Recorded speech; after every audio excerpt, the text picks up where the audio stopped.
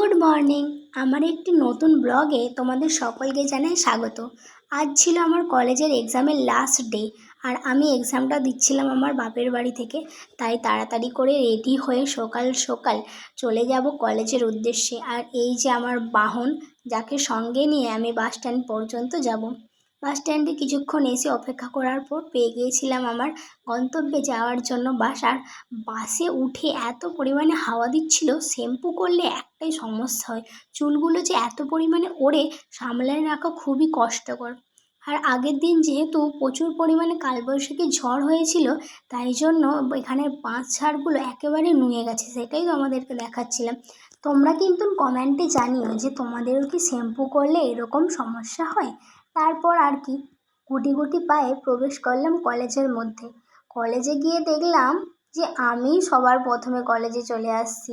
তারপর আর কি, জানালা দরজা সব বন্ধ, তাই জন্য সবার আগে জানালা দরজাগুলো খুলে এই গভীর অন্ধকারটাকে কাটালাম। আলোর উৎস পেয়ে ক্লাসরুমটাও যেন আনন্দে খিলখিলিয়ে হেসে উঠল। তারপর চলে গিয়েছিলাম একটু ফ্রেশ হতে। ফ্রেশ হয়ে এসে দেখি না আমার সব ক্লাসমেটগুলো চলে আসছে।